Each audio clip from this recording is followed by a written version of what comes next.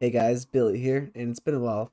Today, I am bringing a 9.1.5 Mythic Plus guide. This one is aimed towards Frost Mage, as it is looking like the most dominant spec in Mythic Plus this season.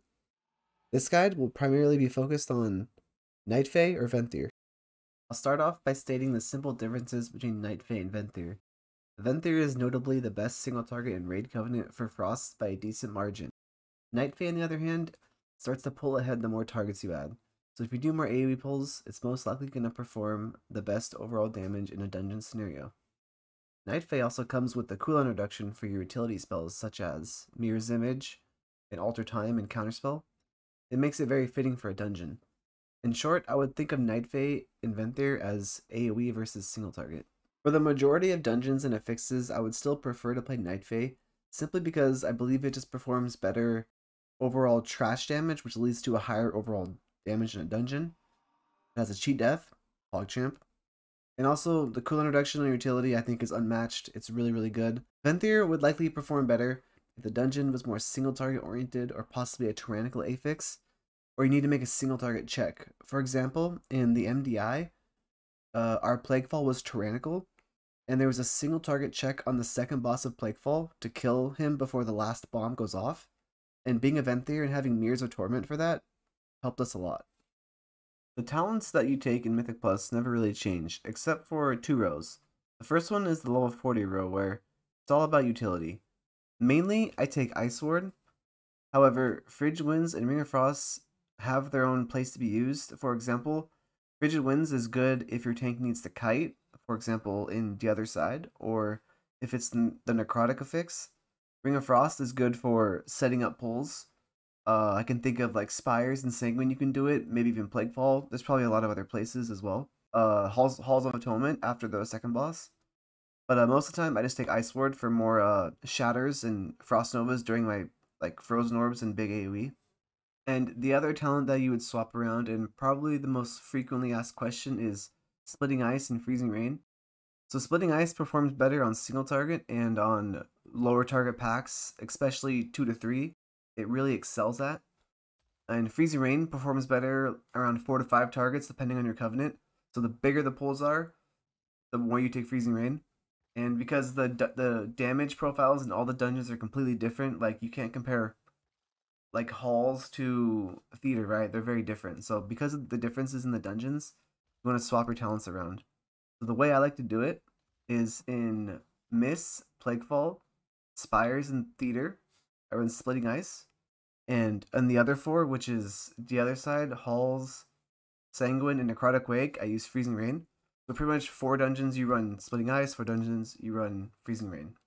The reason being is that dungeons like Halls, the other side, Necrotic Wake, and Sanguine Depths, you are at the bare minimum forced to fight at least a pack of 5 mobs for the majority of the dungeon. And this is where Freezing Rain starts to pull ahead. The other 4 dungeons have a lot smaller pulls.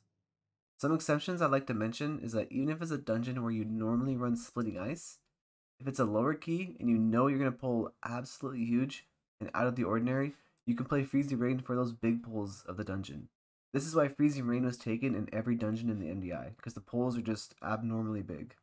Another exception is that Freezing Rain could potentially be better overall damage in Plaguefall or Miss. However, if you look at every boss in those dungeons, out of the 7 bosses of those 2 dungeons combined, 6 of them have secondary targets for Splitting Ice value, so I usually stay with Splitting Ice in these. Soulbinds in 9.1 compared to 9.0 have become a lot more clear-cut for which to take, and which one to pick for both Night Fae and for Venthyr. For Night Fae, Dreamweaver has become the best for pretty much all scenarios, with the added 3% damage buff at the very bottom. And as Venthyr, Theatar is the best for all scenarios, and this is even regardless of what RNG stat your Theatar T gives you. Going over Conduits, you will always use 3 potency Conduits as Theatar and as Dreamweaver. Icy Propulsion is our best Conduit by far. Unrelenting Cold is our second best one. These 2 will always be taken in Mythic Plus. The third potency Conduit is where it gets a little bit tricky because, like I mentioned earlier, for half the dungeons you use Splitting Ice and the other half you use Freezing Rain. Well, if you're using Splitting Ice, you prefer to have the Ice Bite Conduit, and if you're using Freezing Rain, you would prefer to have the Shivering Core Conduit. There are some exceptions though. For example, if you have enough AoE but you want more single target, and it's a dungeon where you normally use Freezing Rain, You can swap out the Freezing Rain conduit for the Ice Lance conduit and still use Freezing Rain. You could see this being done in potentially a high Necrotic Wake or even a high Tyrannical dungeon. So regardless, this is how I have my Dreamweaver conduit set up. This conduit is my interchangeable one, so I could put the Blizzard conduit or the Ice Lance conduit, whatever you use. You can change up your Endurance and Finesse conduits to however you prefer. However, I would strongly suggest always taking Incantation of Swiftness, which is the Invisibility Sprint, and Tempest Berry, which is the shield you get from blinking. This can be really useful for your survival. Overall, the best legendary to use is Freezing Winds. Some alternatives you can use are Disciplinary Command, Glacial Fragments, and Heart of the Fae. However, these are all more AoE oriented legendaries. Freezing Winds is just incredibly strong for priority damage to delete one specific tough mob from a pack, and also a good pick for single target. It also has great synergy with the Icy Propulsion Conduit and keeping up your Icy Veins, especially in pugs. I would at most times avoid crafting a legendary on a domination socket piece. In my case, my Freezing Winds is on my hands, crafted with crit haste. And depending on your stats, this could change too, but usually crit haste is safe. Stats and gearing is always ever changing and is usually different per character in the options you have available, or even your racials. One trend you might notice in Frost Mage is that Mastery is not really that good for them, in pretty much the majority of scenarios, so you can look to safely avoid that stat. However, if it's on your domination socket, especially something like the Sylvanas Bracers, then you will keep it. Frost Mage thrives a decent amount on higher crit and haste, so the more you get of these two stats, the easier it will feel to control your Icy Vein uptimes and get good resets. Versatility is also a really strong stat in AoE and defensively. The general rule I'd say is to have crit be your highest stat, but this doesn't mean purely stack it. At the end of the day, simming yourself on raidbots.com on single target and on AoE would be the best. Simming for Mythic Plus is never completely accurate with the dynamic scenarios you get with different keys and different players, but it's the most accurate thing you can get on your class's power. I know many mages this tier will be happy to hear that the PvP badge is no longer the best in slot required trinket like it previously was for Fire Mage. Frost Mage performs the best in Mythic Plus with trinkets that buff your stats rather than single target damage proc trinkets. Currently, the best trinkets look to be the Tome from Kel'Thuzad, the Gland from the Eye, and the Changeling from Mist. The badge is also a solid alternative if it's one of your highest item level options. Currently, I use the Tome and the Gland in my setup because these are my highest item level trinkets compared to my Changeling and my badge. If you don't have access to any of these trinkets, usually just sim yourself and see from what you have. Most of the time, higher item level trinkets will perform the best. Again, double check that with your own character. Here is a quick page of all consumables that you would use in Mythic Plus. The only comment I have is that I would always look to use Intellect Potions as your damage potion. Racials in WoW are only a small difference, but it is still a difference. So notably, the best damage races for Alliance Mages are Mechagnomes, Dwarfs, and Void Elves. And an extremely special mention to Night Elf because using Shadowmeld to ignore aggro is actually a big DPS gain because you can continue on with your rotation instead of having to kite the aggro or stopping your rotation, right? Personally, if I was Alliance, I'd probably be swapping between Night Elf and Dwarf a lot. As a Horde enjoyer such as myself, I would say the best Frost Mage races for damage are specifically Goblin, Nightborn, and Blood Elf. Orc and Troll, I'd say, are slightly below these damage-wise. However, Troll and Orc translate much better to other specs like Arcane and Fire, probably the best two for those specs. So you'll see many mages pick between Orc and Troll because it's like universally the best for all specs. Personally, I picked Orc on my main because Orc, I believe, is better than Troll at Frost while similar at Arcane and Fire. And also, I play Fire in Raid, so I have to worry about my damage there. While Orc is also useful in PvP. And I believe Orc also looks better than Troll, but that is just a personal opinion. So just real quick, I'll go over Frost Mage for someone who might have never played it before. It is a spec that is dependent on procs to do damage, at least on single target. These two procs are Fingers of Frost, which empowers your Ice Lance, and Brain Freeze, which makes your Flurry instant cast and do a bit more damage. You never use Flurry unless it has this proc. And you prefer not to use Ice Lance unless it is empowered by the Winter's Chill buff from Flurry, or the Fingers of Frost proc. Your basic AoE spells are Frozen Orb and Blizzard. These are the two spells that you spam the most on multi-target scenarios. Frozen Orb also gives you Ice Lance procs upon the first hit and RNG procs after. So those will be your fillers if you're using Blizzard and Orb on cooldown. Frozen Orb is a 1 minute cooldown reduced by each target that Blizzard is hitting. So if your Blizzard is hitting 6 targets, it will give more cooldown reduction than it hitting 3 targets. So the more targets, the better.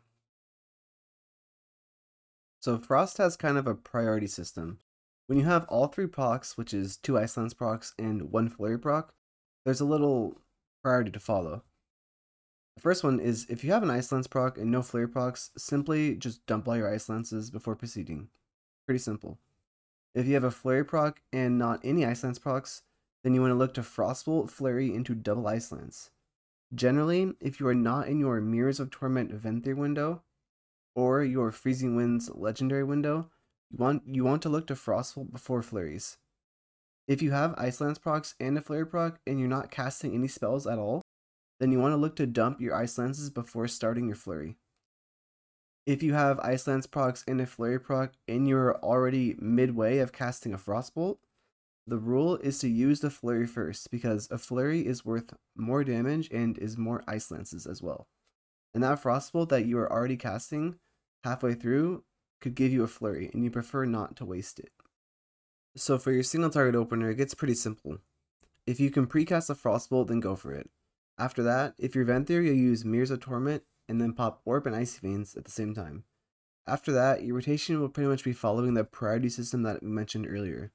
If you're using Freezing Winds, you get Ice Lances every 2 seconds, so sometimes you'll find yourself with a free global in between this proc, which is usually used for something like a Frostbolt, or a Flurry with no Frostbolt used before it, or a Blizzard if you are talented into Freezing Wind. Another exception to this opener is if you are Venthyr and your first Frostbolt gives you a Flurry, then you want to use the Flurry proc with Icy Veins popped, and then Orb after so you don't waste that Flurry proc. If you are Night Fae, then you can just remove the Mirrors of Torment from the opener, and if you're Necrolord or Curing, you can just put those 2 buttons where the Mirrors of Torment would be. The entirety of the Frost Mage single target rotation after the basic opener is to just follow the Ice Lance and Flurry priority rotation, trying not to let any Ice Lances or Flurries go to waste. You don't generally Blizzard on a purely single target boss at all, unless you have the instant cast from Freezing Rain. When it comes to Rune of Power and Frozen Orb usage on single target, you want to try your best to line them up, but sometimes they don't always perfectly line up. The general rule is to just send everything on cooldown when it comes up. If you're Night Fae, Shifting Powering has its use on single target, and it's usually after spells like Icy Veins, Orbs, and your hard-casted Rune of Power are on cooldown. Using Shifting Power out of combat to try to force your Icy Veins to come back for a pull is also viable. Icy Repulsion, the Icy Veins Conduit, keeps your Icy Veins cooldown low and its uptime high. If you find yourself moving a lot and unable to hardcast Frostbolts to get procs, or you're just unlucky with procs and Frostbolting many times and nothing is lighting up, this creates lower uptime on Icy Veins and this hurts your damage quite a bit. This is one of the biggest downfalls of Frost Mages. Doing certain mechanics can destroy your Icy Veins uptime. To open on multi-targets in AoE scenarios, it goes as orbing and pressing Ice Veins at the same time, and after that, blizzarding before or after that, depending on the positioning of your mobs and what your tank is doing. If you're a Night Fae, once you've done your Blizzard, Orb, and Icy Veins, then you'll press Shifting Power, and from then on, you're looking to keep Blizzard and Frozen Orb down permanently. For your filler spells between refreshing Blizzard and Orb, you will look to weave between Ice Lance and Arcane Explosions, back and forth. Ice Lance helps extend your Icy Veins, but only hits 1 to 2 targets, but also is your biggest priority damage, so if you're looking to delete one mob from the pack, Ice Lance is good for that. While Arcane Explosion hits multiple targets doing AoE damage, and also requires you to be in melee. Keep in mind that Arcane Explosion is uncapped AoE, so the more targets you add to a pack, the more value Arcane Explosion is. If you don't have an Ice Lance proc, then you will look to use Arcane Explosion for your filler, around 5 to 6 targets, and below that you can Frostbolt for procs. Arcane Explosion is also instant cast, so even if it's below 5 targets, if you just need a global to fill the time while you move your character, then definitely do so. After your opener is done and things start to not line up as well, Your main priority is to keep down Frozen Orb and Blizzard at all times, and using those Frozen Orb AoE resets to keep pumping out Frozen Orbs, and this will cause big resets in your Icy Veins because of the Conduit. Rune of Power is dropped when you press Icy Veins. So if you have enough targets, like for example the first pull of Halls or a big Ardenweald pull on the other side, you can look to Veins a second time before the rune from your first Veins is expired. Keep in mind that Veins is off the global, so doing that is a better cast than hard casting your Rune of Power. However, not every pull has as many targets, so you have to use your normal Rune of Power after your first Veins Rune of Power to keep the uptime on Rune of Power very high. One of the things to min-max with Frost Mage is keeping your Rune of Power uptime high on these big AoE pulls. For this season in Mythic Plus, we get some special Anima Powers for each boss you kill. There are 4 bosses, and I'll explain the best ones to take.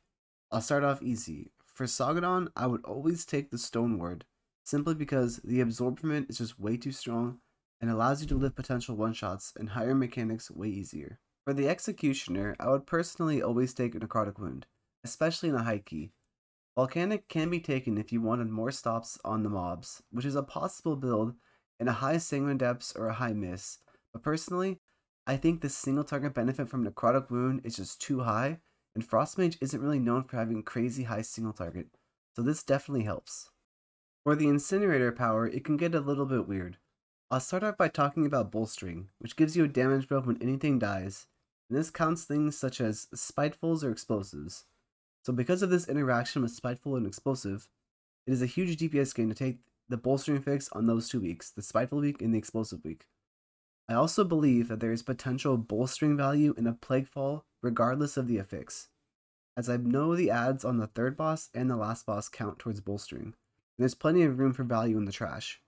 The other 2 options are Raging Battle Axe and Champion's Brand. In my opinion, Raging Battle Axe has low value on single target, but it is still a single target increase. Most of the time, I take Champion's Brand even if it goes past my 33% crit cap, because it still has value on AoE for Frozen Orb and Blizzard crits.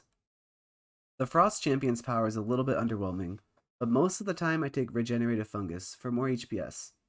If you're aggressive with kicks, the interrupt damage power is also quite good. Vial of Desperation is also really good for trying to live one-shots and higher keys, so you usually take what you need depending on your situation here.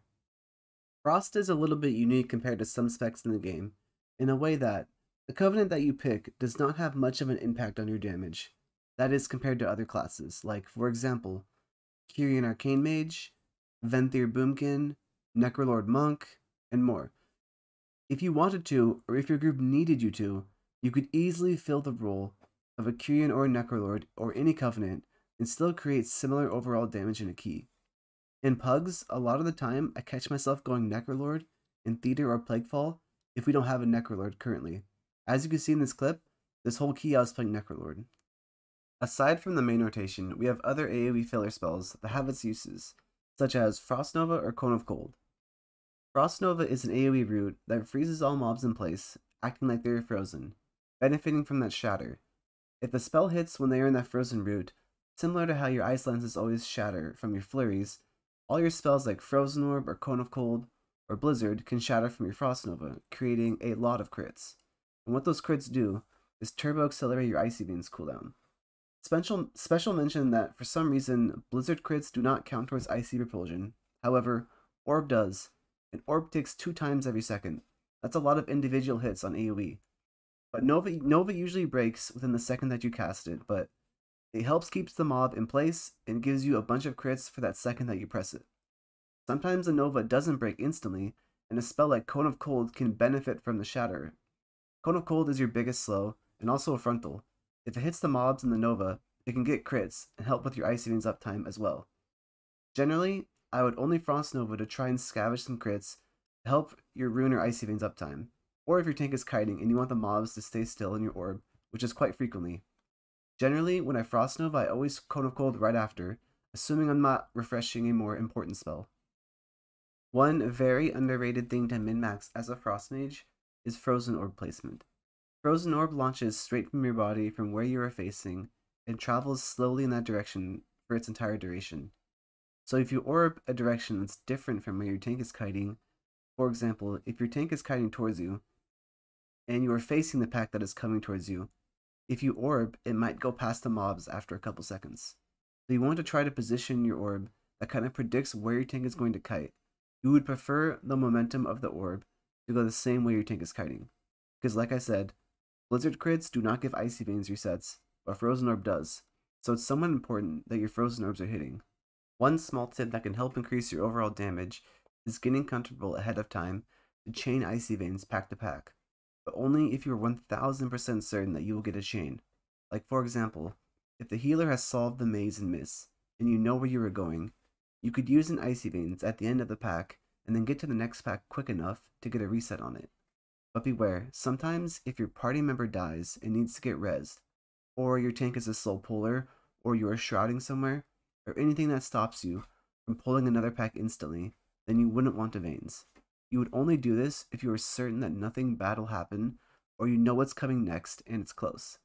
Like for example, if you are in Spires, you can't expect to chain platform to platform if you are taking the flying path to each platform. Getting used to baiting to the side of your Rune powers will also come in handy. Rune power gives you a damage buff as long as you stand within 8 yards of the middle. Certain mechanics such as the Tormented Fire Guy or the Skeletal Warlords in the other side have circle mechanics that cover up your entire rune if you stand in the middle of your rune. Baiting these circles to the side of your rune and then moving over to the other side is a good habit to form. The last tip I have is spell stealing mobs, and specifically spell stealing the Death's Embrace buff from the Death Speaker in the other side. The best way I have found to do this is to set it to your focus, as you can see here, and so you can target it or even who it's targeting very easily. And you as a mage, if you kick the first Shadow Core instantly, as you can see, I've kicked the first cast, you can see my lockout, 99% of the time, it's going to instantly queue up Death's Embrace. And if you see that, you can target it right here, where your focus frame is.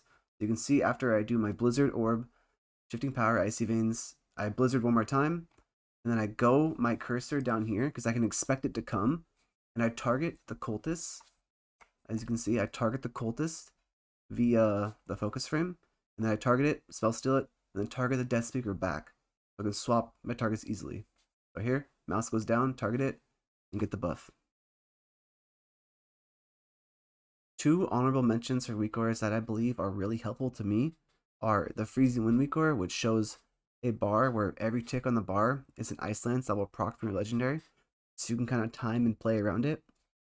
And the other one is the Ice Lance Fingers of Frost proc weak aura, which shows timers and allows to change colors of it. The timer is important to me because it lets me know how long I can hold off on using certain procs, such as the Flurry proc. If you want the timers, only the timers, and you can just remove the individual Fingers of Frost and Brain Feast procs and just keep the 2 timers. If you want to change the colors, then just click the individual proc and go to the display tab, and click on the color wheel and design your color. If you want to disable the in-game Blizzard proc, then go to Escape, Interface, Combat, and go to Spell Alert Opacity Off, this sliding bar right here. But beware that turning this off will also turn it off for your alts. So if you play a class that has an in-game proc, like for example, Lava Burst from an Elemental Shaman when it procs, it won't show if the spell alert opacity is off. I'll leave the weak auras down below, and anything that I feel to edit the video, I will also leave down below in the description. This is currently all I have in terms of a Frost guide, and any tips that might be helpful to anyone. My production is never the best, so it took me a bit to feel confident to post this. I hope you guys enjoyed watching this, and I was able to help you in any way, because that is my goal here. If you have any questions, or just want to roast me, I'm going to respond to each comment down below, so have fun with that. I enjoyed my stay, and signing off.